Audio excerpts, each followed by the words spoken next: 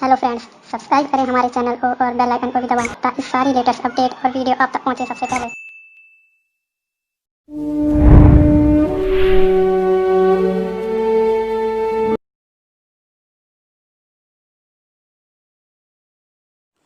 You are welcomed in our channel ज्ञान की शक्ति। आज शॉर्ट स्टोरीज़ में ये चौथी स्टोरी है, ये स्पेशल एक्सपीरियंस। इसकी एक क्लास हो चुकी है।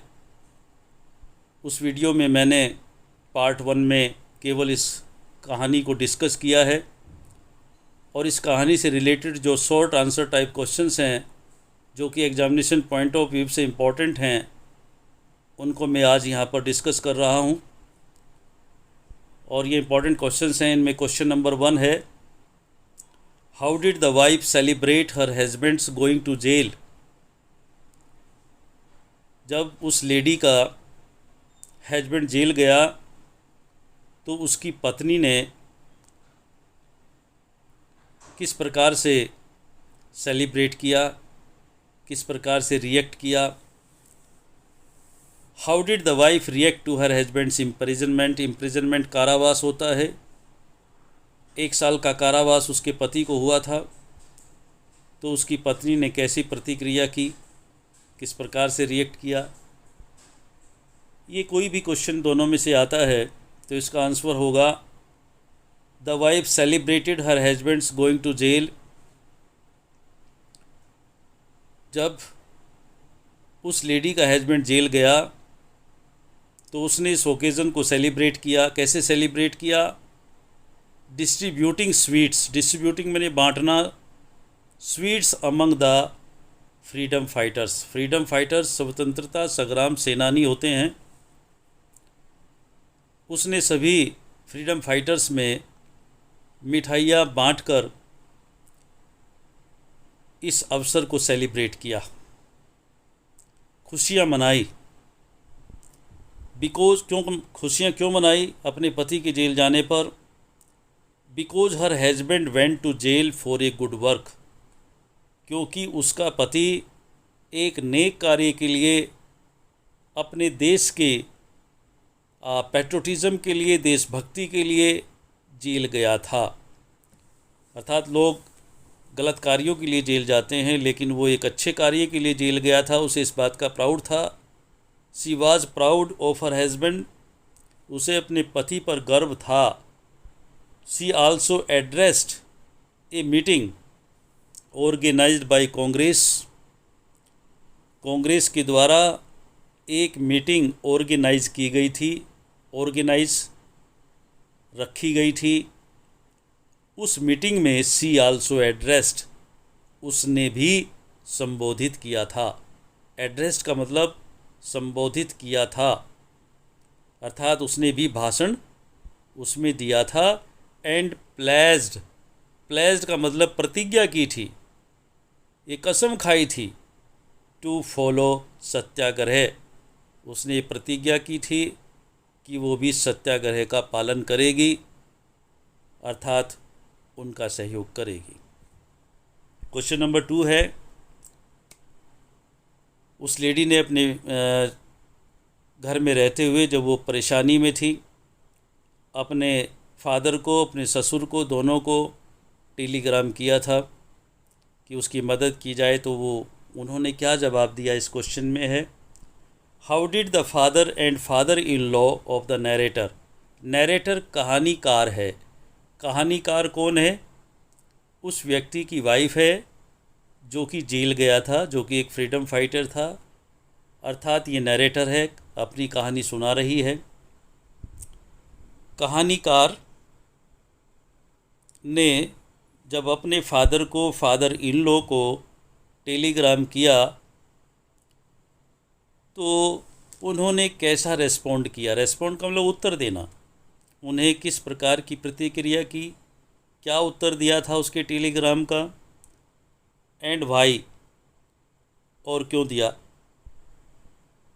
आंसर देखिए, when the husband of the narrator was taken to jail. Narrator के हस्बैंड को जब जेल भेज दिया गया she was alone in the house, वह घर में बिल्कुल अकेली थी। सो शी सेंट 2 टेलीग्राम्स, घर में रहते हुए उसने 2 टेलीग्राम किए।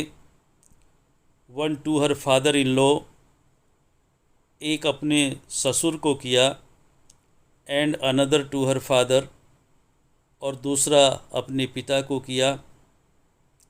But both of them responded in an indifferent way, लेकिन दोनों ने ही बहुत ही उदासीनता से भरा हुआ उत्तर दिया। रेस्पोंडेड उत्तर दिया, इंडिफरेंट उदासीनता से भरा हुआ उत्तर दिया। हर father in law was afraid, उसके ससुर को इस बात का डर था, लेस्ट मैंने कहीं ऐसा ना हो, कहीं ऐसा ना हो, his pension should be stopped, वो पेंशन होल्डर था, अंग्रेज़ी सरकार से पेंशन पा रहा था। तो his father in law was afraid, उसके फादर इन लॉ को, उसके ससुर को इस बात का डर था, lest his pension should be stopped, कि यदि उसने उसकी मदद की तो कहीं उसकी पेंशन ना रोक दी जाए। And her father was afraid lest his promotion should be stopped, उसका फादर एक फॉरेस्ट डिपार्टमेंट में बहुत ऊंचे पद पर था। उसके फादर ने उस टेलीग्राम का आंसर दिया था कि मैं तुम्हारी मदद नहीं कर सकता।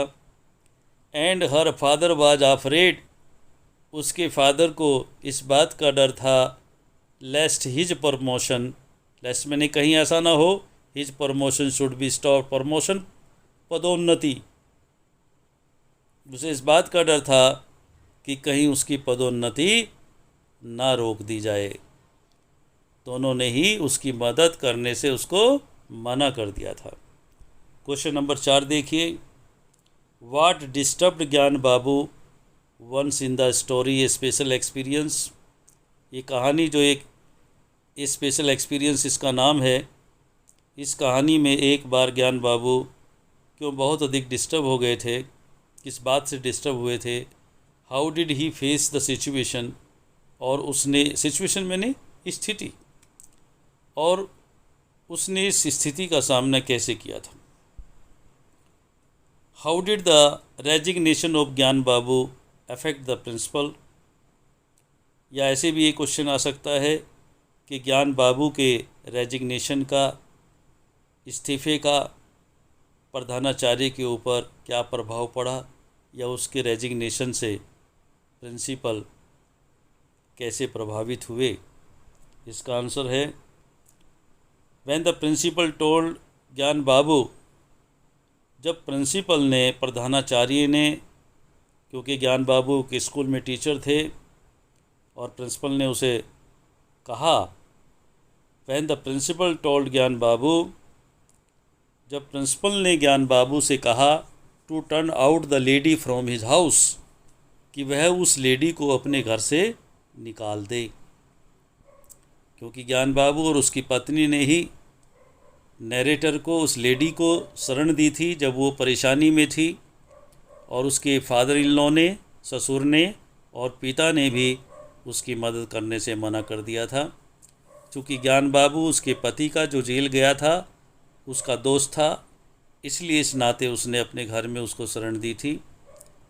लेकिन जब उन्हें पता लगा सरकार ने, तो प्रिंसिपल को आदेश हुए और प्रिंसिपल ने उस पर प्रेशर बनाया, दबाव बनाया कि जब प्रिंसिपल ने ज्ञान बाबू को कहा कि वो उस लेडी को अपने घर से बाहर निकाल दे, ही गॉट डिस्टर्ब्ड, तो वो बहुत परेशान हो गया था। He faced the situation by handling his resignation to the principal, face मैंने सामना करना, उसने इस स्थिति का सामना किया और प्रधानाचार्य को अपना रेजिग्नेशन, अपना इस्तीफ़ा दे दिया। अर्थात प्रधानाचार्य को अपना इस्तीफ़ा देकर उसने उस परिस्थिति का सामना किया। The resignation of Gyan Babu made the principal come to his senses. Gyan Babu के रेजिग्नेशन का प्रिंसिपल पर बहुत प्रभाव पड़ा, हक्का बक्का रह गया, अर्थात उसकी सेंसेस, उसका दिमाग घूम गया। ही discussed the matter with the commissioner. Discuss मैंने तर्क वितर्क करना, उसने कमिश्नर के साथ इस मैटर पर डिस्कस किया, बात की। अल्टीमेटली ये तय हो गया and decided not to punish Gyan Babu, और उसने ये तय कर लिया कि अब ज्ञान बाबू को कोई भी सज़ा नहीं मिलेगी। ये प्रभाव पड़ा प्रिंसिपल के ऊपर। क्वेश्चन नंबर 5 है, इसमें ये 2 स्टेटमेंट हैं जो कि स्टोरी से लिए गए हैं, अर्थात 2 स्टेटमेंट हैं, इनके बारे में एग्जामिनेशन में आता है कि ये किसने कहे और किस समय कहे। पहला स्टेटमेंट है, there ever was a goddess she is one. यदि कहीं पर भी कोई देवी थी, सी इज़ वन, तो वह भी एक देवी है। दूसरा स्टेटमेंट है, she was flint outside and gold inside. वह बाहर से बहुत ही रूखी दिखाई देती थी, एंड गोल्ड इनसाइड, लेकिन अंदर से, इनसाइड मैंने अंदर से, गोल्ड थी, अर्थात बहुत ही विनम्र थी। ये 2 बातें हैं। हु सेड दिस, ये बात किसने कही, and why in the story, a special experience.